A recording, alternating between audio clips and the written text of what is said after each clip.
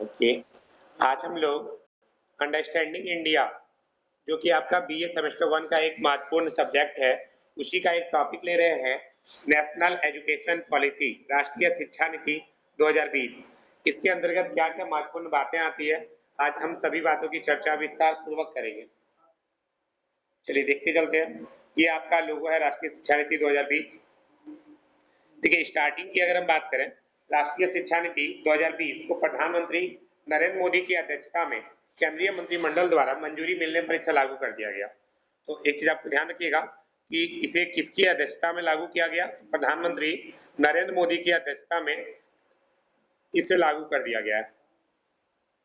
और नई शिक्षा नीति का उद्देश्य जो है आपका, भारत में स्कूल और उच्च शिक्षा प्रणालियों में परिवर्तनकारी सुधार का मार्ग प्रशस्त करना है। जैसे कि पहले जो आप लोग का ग्रेजुएशन होता था वो नॉर्मली 3 साल का होता था, अभी एनईपी 2020 के तहत आपका ये 4 साल का हो गया। पहला बदलाव देखिए, आपको 1 साल बढ़ गया। इसके अलावा अंडरस्टैंडिंग इंडिया, डिजिटल एजुकेशन, ये सारे सब्जेक्ट जो ऐड किए गए हैं वो एनईपी 2020 के तहत किए गए हैं। तो जो बदलाव लाया गया इसके पीछे का भी रीजन बता रहे हैं, क्योंकि धीरे धीरे क्या हो रहा है, डेवलपमेंट बढ़ते जा रहा है। जितना ज्यादा डेवलपमेंट बढ़ेगा उतना ज्यादा क्या होगा, बदलाव भी होगा। कारण क्या है कि अब कंप्यूटर हमारे लाइफ में एक ऐसे शुमार हो गया है कि बिना कंप्यूटर का जीवन का कल्पना ही नहीं कर सकते हम लोग। तो भैया डिजिटल एजुकेशन का ज्ञान जरूरी है, इसलिए उसको डाला गया। अपने भारत के बारे में समझना जरूरी है। आप झारखंड राज्य में रहते हैं तो झारखंड से रिलेटेड चीजें भी जोड़ना आवश्यक है, इसीलिए एनईपी 2020 लाया गया ताकि बदलाव लाया जा सके। साथ ही पहले आर्ट्स के बच्चे साइंस के सब्जेक्ट नहीं पढ़ सकते थे, जबकि अब क्या नियम लग गया, आर्ट्स के बच्चे को भी साइंस का सब्जेक्ट पढ़ना पड़ेगा। आप ग्रेजुएट है भैया, और थोड़ा थोड़ा चीज नहीं आता तो बेकार है, इसलिए भी यह सब सुधार लाया गया। अब आता है इस नीति के तहत स्कूल से लेकर कॉलेज तक के शिक्षा नीति में बदलाव किया गया। साथ ही मानव संसाधन विकास मंत्रालय को अब शिक्षा मंत्रालय के नाम से जाना जाएगा। पहले क्या नाम से जाना जाता था, मानव संसाधन विकास मंत्रालय, अब उसके जगह पर क्या नाम से जाना जाएगा, शिक्षा मंत्रालय। ध्यान रखिएगा। अब आता है नई शिक्षा नीति के तहत किए गए बदलाव, आने वाले लगभग 2 दशक मतलब 20 साल को ध्यान में रखकर किए गए हैं। शिक्षा नीति 2020 में किए गए सारे बदलाव एक बार में नहीं बल्कि एक के बाद एक अलग अलग चरणों में लागू किए जाएंगे। जो सबसे पहला बदलाव देखने को मिला वो यहाँ पे ग्रेजुएशन का ही देखने को मिला है। आगे आपका ये भी होगा 9 से 12 पूरा एक साथ होगा। अब आता है तो नई शिक्षा नीति के तहत क्या किया गया है, काफी सारा सुधार की बात की गई है, बदलाव की बात की गई। और इस नीति का मकसद शिक्षा के रूप में बदलाव करके भारत को विकास की राह पर चला वैज्ञानिक ज्ञान महाशक्ति के रूप में स्थापित भी करना है। और इसमें यह माना गया है सकल नामांकन अनुपात को वर्ष 2030 तक 100% लाने का टारगेट किया गया। जैसे कि अभी अगर हम बात करें, जितने भी बच्चे हैं सभी बच्चे क्या पढ़ते हैं क्या, नहीं पढ़ते हैं, छोड़ देते हैं, पढ़ाई बीच में कर देते हैं। लेकिन ये माना गया है कि 2030 तक 100% बच्चा का नामांकन होना चाहिए। और शिक्षा क्षेत्र पर जीडीपी के 6% हिस्से का सार्वजनिक व्यय भी शिक्षा नीति के तहत किया जाएगा। मतलब जितना भी इनकम होगा जीडीपी का उसका 6% शिक्षा में, मतलब 100 आप कमाते हैं तो 6 रुपया शिक्षा में सरकार का है ये जीडीपी। और इसमें केंद्र सरकार और राज्य सरकार दोनों सहयोग करेगी।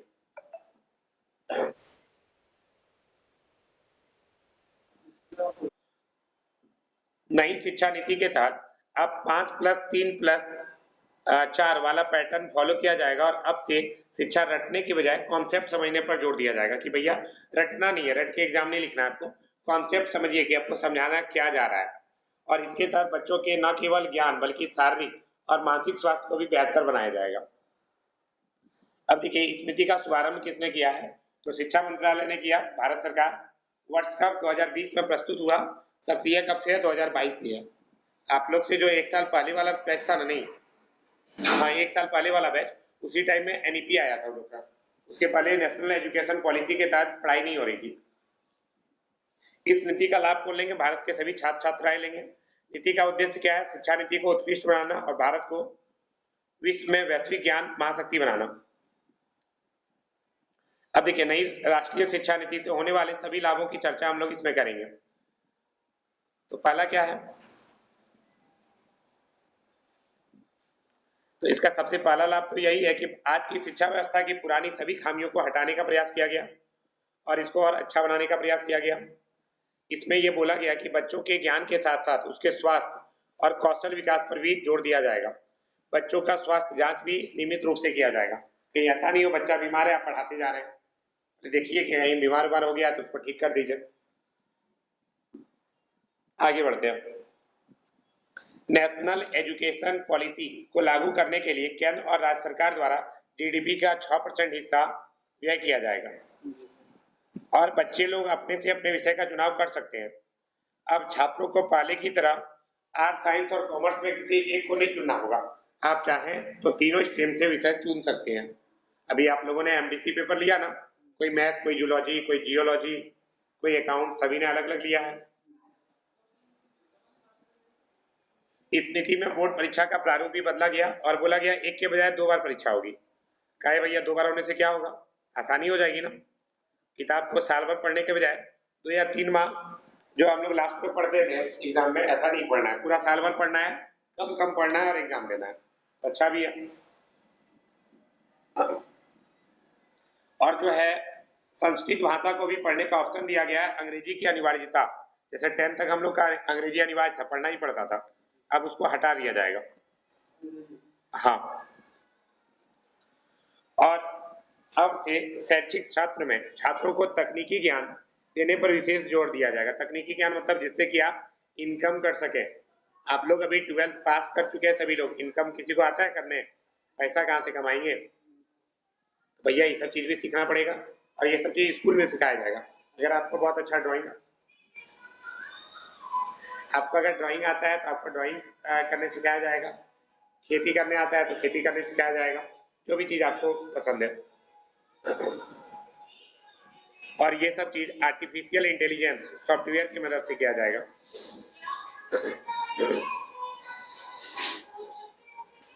अब आता है स्वस्थ शरीर के साथ साथ स्वस्थ मस्तिष्क भी होना चाहिए। इसके लिए पाठ्यक्रम में पढ़ाई के साथ साथ खेल कूद और एक्स्ट्रा करिकुलम एक्टिविटी भी कराया जाता है। मतलब कि खेल कूद, कला, कुछ भी अलग अलग तरह का चीज किया जाएगा। दिन भर पढ़ाना नहीं चाहिए भैया, पगला जाएंगे। सही बात है, 2-4 घंटा 5 घंटा खेलिए आराम। बिल्कुल 5 घंटा नहीं देगा भाई, 30 मिनट का ब्रेक देगा। आपके लिए अलग बात है, कुछ भी खेल लेते हैं। चलो ठीक है, अच्छा नहीं खेलेंगे दिमाग एक्टिव नहीं रहता। ठीक है। नई राष्ट्रीय शिक्षा नीति के अंतर्गत अब विद्यार्थी ऑफलाइन कक्षा के साथ साथ ऑनलाइन भी पढ़ सकेंगे। अभी भी आप लोग ऑनलाइन पढ़ाई कर रहे हैं। अब देखिए यहाँ पर एक पिक्चर दिया गया है, ये पेपर में आया था, शिक्षा बजट के लिए सुधार। नई नेशनल एजुकेशनल पॉलिसी लागू करने पर सरकारी खर्च का 20% शिक्षा को मिले। स्कूल कॉलेज में ऑनलाइन स्टडी के माध्यम से फ्री मोबाइल और इंटरनेट की सुविधा मिले। अच्छा, अभी मिला है या नहीं मिला है? अभी आपका जितना भी +2 वाले विद्यालय हैं वहाँ पे पूरा ऑल ओवर झारखंड में शायद फ्री वाईफाई लग गया, जितना नेट यूज कर सकते हैं। सारवा में भी दे दिया है। सारवा तो सबसे आगे रहता है यार, क्या बात करते हो, हर मामला में आगे है सारवा। नहीं नहीं, यहाँ पे भी फ्री है। अब आता है कोविड से बचाव और सैनिटाइजेशन के लिए भी बजट से अलग रकम दी जाए। एजुकेशन लोन को आसान बनाया जाना चाहिए और ब्याज की दर भी कम की जानी चाहिए। अगर आप पढ़ना चाहते हैं तो सरकार आपको क्या करेगी, लोन देगी और सूद भी कम देना पड़ेगा, ब्याज भी कम देना पड़ेगा। तुमको अगर चाहिए तो बोलो, हम दिवा देंगे, लेकिन हाँ आपको दिखाना पड़ेगा कि आप कहाँ पढ़ रहे हैं। चलिए ठीक है, आगे देखते हैं। नई शिक्षा नीति 2020 में पुरानी शिक्षा नीति की खामियों को हटाया गया है और इस बात का खास ख्याल रखा गया कि पाठ्यक्रम सरल और सहज हो, विद्यार्थियों को समझ में आ सके और वह बेवजह का बोझ नहीं बने। अभी आप लोग जितने कोई क्लास कर रहे हैं, आप लोग बोलते हैं भैया बेवजह का बोझ हो गया इतना इतना, आप पढ़े नहीं है इसलिए बोझ हो गया। मैंने कल आप लोग को दिखाया था ना, साल भर में 2 महीना पढ़ने आते हैं, बोलते हैं भैया पढ़ाई समझ में नहीं आता है, क्या समझ में आएगा? नहीं, आपकी जानकारी के लिए बता दें, चलिए कुछ थोड़ा सा आपके साथ गप किया जाना चाहिए। जब हम बीए का एग्जाम दे रहे थे, मेरा एक दोस्त क्या किया, बोला आशीष तुम एक काम करो, अपना नोट्स हमको दे दो, हम जो है पढ़ लेंगे।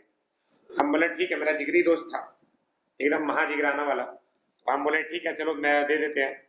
अब उस बाबू को हम दे दिए, वो क्या किया, मेरा नोट्स लिया, लेकर के एग्जाम दिया, वो 61% लाया। और हम लोग के टाइम में टॉपर बना था वो था 72%। ठीक है, मेरा जो आया था रिजल्ट वो था 69.5%। वो लड़का हमको बताया कि आशीष कितना का अंतर है तुम्हारे और हम में? कोई ज्यादा अंतर तो नहीं दिख रहा है, 8% या 9% का अंतर है, 8.5% का। तो दिक्कत क्या है? मैंने उसको बस एक ही बात कहा कि जितना मेरा नॉलेज है क्या उतना तुम्हारा नॉलेज बन पाया? बोला नहीं। 5 दिन पढ़ा, एग्जाम दिया, प्लस मेरा दोस्त था तो भाई गेला गुजरला तो नहीं होगा, बढ़िया था पढ़ने में, कुछ परिस्थिति थी जिसके कारण वो पढ़ नहीं पाया आगे। अब क्या हुआ, अब आगे की कहानी सुनाते हैं। वो बंदा अभी क्या कर रहा है, कोई कंपनी में जाओ जो है ये काम कर रहा है, पैसा भी अच्छा कमा रहा है, नहीं पूरा कमा रहा है ऐसा, लेकिन उसके पास बीए का नॉलेज नहीं रह सका। और मैंने उस टाइम पूरे 3 साल बहुत मेहनत से पढ़ाई किया था, उसका नॉलेज मेरा इतना है कि आज भी मैं पूरा किताब बंद करके पढ़ा सकता हूँ। अंतर पता चला ना? रिजल्ट बेहतर हुआ, मेरा ज्ञान क्षमता बेहतर हुआ। वो रट के एग्जाम दिया, उसको यो पता नहीं है सब्जेक्ट का नाम क्या है। ठीक है, तो अंतर दिखता है और इसीलिए पढ़ना चाहिए बढ़िया से। अच्छा, आप बोलेंगे सर हमसे भी अच्छा जो पढ़ा होगा वो, जो बंदे अच्छे से पढ़ेंगे या आप लोग, मैं भी आपकी जानकारी के लिए बता दें, आप बीए कीजिए, एमए कीजिए, उसके बाद आप नेट का एग्जाम दीजिए। अगर आपका नेट निकल जाता है तुरंत आपको 17,000 रुपया महीना मिलना शुरू हो जाएगा, कोई देरी नहीं, 3 साल तक। उसके बाद उस पैसा से आप शोध कीजिए, उसके बाद आप प्रोफेसर बन जाइए, फिर लाख रुपया महीना कमाइए। प्रोफेसर कितना पढ़ाता है आपको बढ़िया से पता है। ठीक है, चलिए आगे देखते हैं। अब आता है ऐसी शिक्षा प्रणाली हो जिसमें विद्यार्थी का सर्वांगीण विकास हो सके, इसके बारे में बात किया गया है। राष्ट्रीय शिक्षा नीति 2020 को रुचिपूर्ण बनाया गया है और इसमें प्रैक्टिकल और ट्रेनिंग की सुविधा भी दी गई है। और इसमें यही बोला गया ज्ञान सिर्फ रटने और परीक्षा पास करने के लिए नहीं होना चाहिए, बल्कि तर्क कीजिए, रचना कीजिए कुछ, और नैतिक सोच विकसित कीजिए, और उस हिसाब से आप क्या कीजिए, अपना डेवलपमेंट कीजिए। तो यहाँ पर देखिए एक डाटा दिखाया गया है, प्रीवियस एकेडमिक स्ट्रक्चर 4-3-3-3, बस वैसी का दिखाया गया है। यहाँ पर देख सकते हैं नीचे में लिखा हुआ है 5 जोड़ 3 जोड़ 3 जोड़ 4। अब ये क्या है, इसका मीनिंग बताते हैं। देखिए, पहला 5 साल फाउंडेशन स्टेज रहेगा, फिर 3 साल आप पढ़िएगा 3, 4, 5। पहला जो 5 साल है उसमें आपका जाएगा जो भी है एलकेजी, केजी, यूकेजी, एलकेजी, जो 3 आप लोग पढ़ते हैं, फिर 1, 2 पढ़ते हैं, जो भी है 5 क्लास पार हो गया। अब 3, 4, 5 3 साल पार हो गया, फिर उसके बाद 6, 7, 8 फिर 3 साल पार हो गया, फिर 4 साल 9, 10, 11, 12। बात समझ में आई? पहला 0 से दूसरा क्लास तक, फिर तीसरा से 5वां क्लास तक, फिर 6ठा 7वां 8वां, फिर आपका 9वां 10वां 11वां 12वां। बात समझ में आ गई है ना? आगे बढ़ते हैं। शुरू का 5 साल में आंगनबाड़ी आ जाएगा आपका और 1, 2 आ जाएगा। केजी, यूकेजी, एलकेजी बहुत तरह का नाम आ गया है, जानते ही आप लोग। नहीं भैया, हम आंगनबाड़ी में नहीं पढ़े हैं, हम परवेश और बोध पढ़े थे, शिशु मंदिर के बच्चे थे हम। अब देखिए, ये पुरानी प्रक्रिया 10+2 के आधार से अलग है। पहले क्या चलता था, 10+2, 10 किया फिर 11, 12 करते थे। अब क्या हुआ, 9, 10, 11, 12 साथ ही करेंगे। हालांकि ये बात नहीं है कि ये कोई नया जिला है, आज से बहुत साल पहले हम लोग के बाबूजी लोग यही किए थे, 9, 10, 11, 12 साथ ही होता था कहीं। एक साथ? हाँ, एक साथ होता था, 4 पे एक बार एग्जाम होता था? बिल्कुल एक एक ही बार में होता था, सेमेस्टर वाइज होता था। कुछ कुछ उतना डिटेल हमको ही पता नहीं, आपके पिताजी या दादाजी से पूछिएगा, वो लोग बताएंगे। चलिए ठीक है, आगे देखते हैं, टॉपिक पे आने दीजिए। अब आता है फाउंडेशन स्टेज। फाउंडेशन स्टेज पूर्व प्राथमिक और ग्रेड 1, 2 वही है, अभी जस्ट मैंने बताया 5 साल तक चलेगा। ये पहला चरण होगा। पहले की शिक्षा नीति में 6 साल या उससे बड़े बच्चे को एजुकेशन सिस्टम का भाग माना जाता था, लेकिन अब प्री प्राइमरी मतलब 1 क्लास से पहले को भी इसका स्टेज माना जाएगा। और इस उम्र तक बच्चों के मस्तिष्क का सही विकास हो, शारीरिक वृद्धि हो सके, इस बात पर भी ध्यान रखा जाएगा। अब देखिए, नई शिक्षा के नीति के तहत अब प्रारंभिक बाल्य काल अवस्था से ही बच्चों को आगे आने वाली शिक्षा दीक्षा के लिए तैयार किया जाएगा। आंगनबाड़ी की कार्यकर्त्रियों शिक्षकों को ट्रेनिंग दिया जाएगा। बाल सुलभ हवादार भवन, 5 साल से कम उम्र के बच्चों के लिए बाल वाटिका बनाई जाएगी और कक्षा 2 तक कोई परीक्षा नहीं लिया जाएगा। मतलब सर को मौज होगा सर। टीचर का मौज हो या जो भी हो वो अलग बात है, बट कक्षा 2 तक कोई परीक्षा नहीं। बच्चा लोग मस्ती में पढ़े लिखे मस्ती करे अपना 5 साल तक, कोई टेंशन नहीं है, एकदम बिना दबाव का। और उनकी शिक्षा के प्रति रुचि बढ़ाई जाएगी। उसके बाद आएगा प्रिपरेटरी स्टेज, 3 साल। प्रिपरेटरी स्टेज में क्या होता है, यहाँ बच्चों को आगे के पाठ्यक्रम के लिए तैयार किया जाएगा 3 से 5, जिसकी उम्र 8 साल से 11 साल के बीच में होगी। और वे लोग बच्चे मातृभाषा या स्थानीय भाषा में पढ़ाई कर सकते हैं। हाँ, जो आपको आता है वही लैंग्वेज बोलिए। और इससे क्या होगा, विद्यार्थी ज्यादा कारगर होंगे। जैसे अभी आपको बोले कि हिंदी में बात कीजिए, बड़ा आसानी से आप बात करते हैं, इंग्लिश में बात करने बोल दे तो हमको भी एक बार दिक्कत हो जाता है। तो अंग्रेजी भाषा का क्या किया, अनिवार्यता को खत्म कर दिया गया।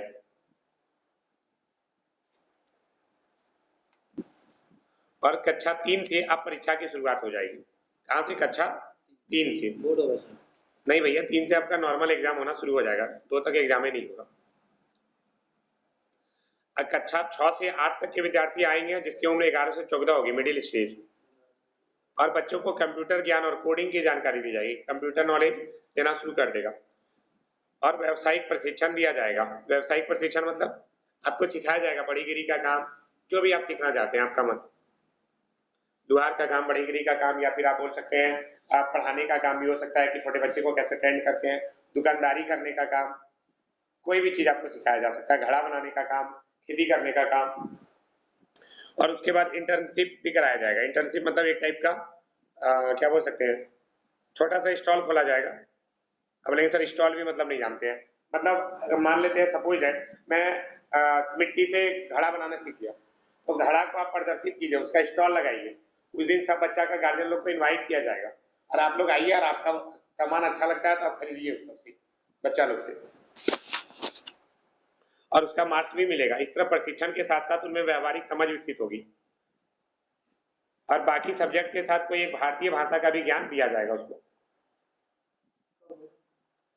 स्टार्ट होगा, अभी हुआ नहीं, आप लोग का ग्रेजुएशन में स्टार्ट हो गया है, जूनियर वाला में टीचर लोग को भी ट्रेंड करना पड़ेगा, क्योंकि टीचर लोग को भी उतना थोड़ी आता है, नहीं तो सीखना पड़ेगा वो सब चीज। अच्छा देखिए, इसमें को और चीज दिया गया है, HRD का नाम अब शिक्षा मंत्रालय होगा, ध्यान रखिएगा, HRD का नाम शिक्षा मंत्रालय होगा। ये पेपर का कटिंग थोड़ा सा ऐड किया है। उसके बाद पढ़ेंगे सेकेंडरी स्टेज। इस स्टेज में क्या होता है, कक्षा 9 से 12 तक आएंगे जिसकी उम्र सीमा 14 से 18 होगी।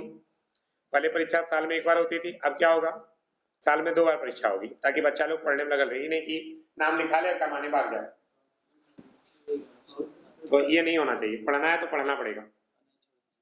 हाँ, और छात्रों को आर्ट्स कॉमर्स साइंस कुछ नहीं होगा, तुमको जो सब्जेक्ट पढ़ना है पढ़ो। मान लेते हैं हमको हिस्ट्री पसंद है और इधर तुमको केमिस्ट्री पसंद है, तो हिस्ट्री और केमिस्ट्री ले लीजिए, मैथ को गोली मारिए। बिल्कुल ले सकते हैं, अभी तो मैथ आप लोग का आ जाएगा, सेमेस्टर 2 में आप लोग का मैथ आ जाएगा, अनिवार्य है, पढ़ना पड़ेगा। और अगर आप मैथ अभी से नहीं बनाते हैं तो आपकी जानकारी के लिए बता दें, मैथ बनाना शुरू कर दीजिए अभी से, नहीं बनाइएगा तो सेमेस्टर 2 में फेल कर जाइएगा, लिख के ले लीजिए, बड़ा टफ क्वेश्चन आता है। सेमेस्टर 2 वाला जो बंदा लोग एग्जाम दिया था वो लोग बताया भी कि सर पूरा इंग्लिश मीडियम में क्वेश्चन प्रिंट आउट था, हिंदी मीडियम में था ही नहीं। क्या बोले, नहीं हुआ नहीं। विद्यार्थियों का मूल्यांकन भी अब पहले की तरह नहीं किया जाएगा। नई शिक्षा नीति 2020 के तहत अब उनका रिपोर्ट कार्ड नई प्रक्रिया से तैयार होगा। किसी भी छात्र को फाइनल रिपोर्ट पर अंक देते हुए उसके ओवरऑल परफॉर्मेंस को देखा जाएगा कि भैया टोटल परफॉर्मेंस में उसका कितना नंबर आया, और उसका व्यवहार, उसकी एक्स्ट्रा करिकुलर एक्टिविटी में भागीदारी, सारा चीज को मिला करके उसका रिपोर्ट बनेगा। यानी कि 360 डिग्री असेसमेंट, सब चीज, आप अपना बिहेवियर कैसे रखते हैं, पढ़ते कैसे हैं, खेलते कैसे हैं, सब चीज का विश्लेषण करके। ये देखिए आपका एक छोटा सा मैंने डाटा बना हुआ है। पहला फाउंडेशन स्टेज में आता है 5 साल, प्री प्राइमरी 3 साल और 1 to 6 से 8 साल के बच्चे के लिए। दूसरा प्रिपरेटरी स्टेज 3 साल 3 से 5 तक 8 से 11 साल का बच्चा के लिए। तीसरा मिडिल स्टेज कक्षा 6 से 8 के लिए, 11 से 14 साल का बच्चा के लिए। चौथा सेकेंडरी स्टेज 9 से 12 साल, सॉरी कक्षा 9 से कक्षा 12 तक, 14 से 18 साल तक के लिए। ये सब कुछ पेपर का कटिंग है, आप लोग पढ़ लीजिएगा बाद में। और इसके बाद वही है, अब इसके बाद आपका एडमिशन जो है 12वीं के मार्क्स के आधार पर मनपसंद कॉलेज में सीधे एडमिशन नहीं मिलता है, तो आप कैट का एग्जाम दीजिए और कैट का एग्जाम दे करके आप लोग अपना पसंद का यूनिवर्सिटी में एडमिशन ले सकते हैं। अब जिस तरह आप लोग का CUET का एग्जाम हुआ था ना, उसी तरह का कैट का एग्जाम होता है, कॉमन एप्टीट्यूड टेस्ट जिसको बोलते हैं। अगला है आपका मल्टीपल एंट्री और मल्टीपल एग्जिट। नई राष्ट्रीय शिक्षा नीति के तहत ग्रेजुएशन की पढ़ाई को अब 4 और 3 साल के टाइम पीरियड में बांटा जाएगा, जिससे अब मल्टीपल एंट्री और मल्टीपल एग्जिट की सुविधा दी गई है। मतलब एक ही साल में, मान लेते हैं मान लेते हैं कृष्णा अभी मेरे पास पढ़ रहा है, ठीक है, बाई चांस कृष्णा की शादी हो जाती है, एक साल जो है पढ़ाई नहीं कर पाता है बाई चांस, तो अब क्या करेगा, एक साल बीच में छोड़ करके फिर से ही एग्जाम दे सकता है। एक साल के बाद आप एडमिशन फिर से ले सकते हैं। बहुत सारा होता है, लड़कियां का कॉमन होता है, आप सभी जानते हैं, एक साल क्लास की फिर शादी हो गया, बीच में एगो बाबू हो गया, एक साल पढ़ाई छूट गया, तो ऐसा कोई दिक्कत नहीं है।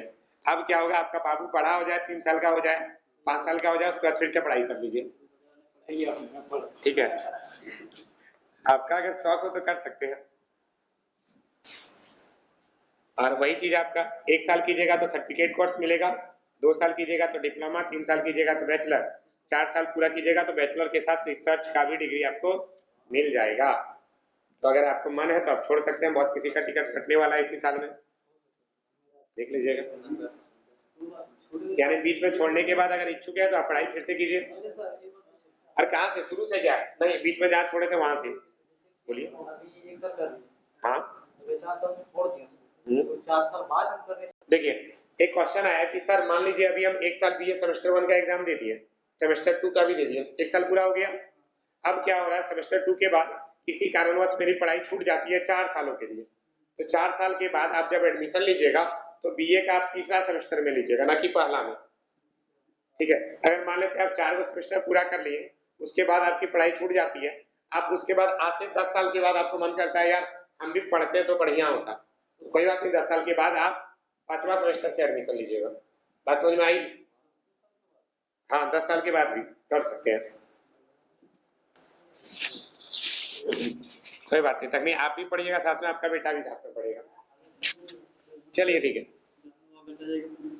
हाँ दोनों बाप बेटा एक साथ आ जाइएगा पढ़ने के लिए, हम क्लास में लेंगे, टेंशन नहीं है। एक पे एक अनलिमिटेड, जितना आपका मान हो। तो academic bank of credit ABC card जो अभी आप लोग कॉलेज में जमा किए थे, इसमें क्या होगा, सारा चीज आपका दर्ज होगा, आप कितना पढ़े कितना नहीं पढ़े हैं, आपका सारा अंक वगैरह सारा इसी में दर्ज हो जाएगा। और अगर पढ़ाई नहीं पूरा कर पाए तो बाद में आप पूरा कर भी सकते हैं एक निश्चित अवधि के बाद।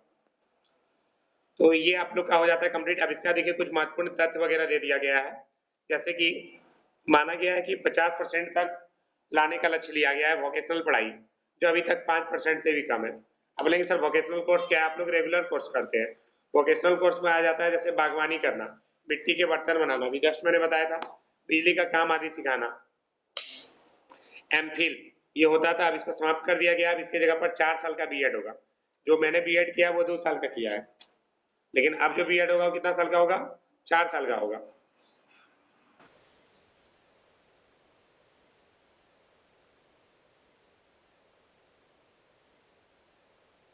बिल्कुल, नई शिक्षा नीति के तहत कक्षा 5 तक अंग्रेजी की अनिवार्यता हटा दी जाएगी, विदेशी भाषा भी सिखाया जाएगा। इसके अलावा भारत के विभिन्न क्षेत्रों में बोली जाने वाली भाषाओं का ज्ञान रखने वाले शिक्षकों की भर्ती की जाएगी। कोई एक स्ट्रीम को चुनने पर बाध्यता नहीं रहेगी, मल्टीपल सब्जेक्ट ले सकते हैं, मल्टीपल एग्जिट कर सकते हैं, मल्टीपल एंट्री ले सकते हैं, मतलब 2-3 बार आप चाहें तो क्लास छोड़ सकते हैं। मान लेते हैं सिंपल भाषा में समझिए, कोई लड़की थी जिसकी शादी 1 साल पढ़ने के बाद हो गई, अब ब्रेक हो गया 1 साल उसका, अब फिर पढ़ना शुरू की, फिर 1 साल पढ़ी, फिर एक बाबू हो गया, फिर ब्रेक हो गया, कोई बात नहीं, फिर आप एडमिशन ले सकते हैं, ठीक है। तो आप 2-3 बार में पूरा कर सकते हैं, एकदम मस्ती में, कोई टेंशन नहीं है। चलिए ठीक है। और वही साल के हिसाब से आपको सर्टिफिकेट वगैरह मिलेगा, एबीसी कार्ड आप लोग का बनेगा। तो ये आप लोग का यहाँ पे ये टॉपिक कंप्लीट हो जाता है। कुछ और चीज आप लोग को दिखा देते हैं, महत्वपूर्ण चीजें। देखिए इसमें कुछ कुछ क्वेश्चन है आपका, नई राष्ट्रीय शिक्षा नीति 2020 क्या है। तो बस वही है, 10+2 के पाठ्यक्रम को बदला गया, 5 जोड़ 3 जोड़ 3 जोड़ 4 वाला पाठ्यक्रम लाया गया, यानी कि 0 1 2 3 सॉरी मतलब 2 क्लास तक आपका 5 साल बीत गया, 3 साल 3 4 5, फिर 3 साल 6 7 8, फिर 4 साल 9 10 11 12, बस वही सारा चीज आपका लिखा हुआ है। देखिए एक चीज उसमें दिया हुआ नहीं था, एनईपी जो है इस समिति का गठन कब हुआ था और किसकी अध्यक्षता में हुआ था, तो जून 2017 में हुआ था। किसकी अध्यक्षता में, तो के कस्तूरी रंगन की अध्यक्षता में हुआ था, ध्यान रखिएगा, के कस्तूरी रंगन की अध्यक्षता में हुआ था और 2019 तक ये तैयार हो गया था। हालांकि 2020 में आधिकारिक रूप से आया, इसलिए इसको एनईपी 2020 बोलते हैं। और अब तक केवल नहीं, लागू तो 2022 में बहुत अच्छे से हुआ था। अब ये जो है वर्ष 1968 और वर्ष 1986 के बाद स्वतंत्र भारत की तीसरी शिक्षा नीति है। इसके पहले कब आया था, 1968, उसके बाद कब आया, 1986, उसके बाद ही तीसरा बार आया।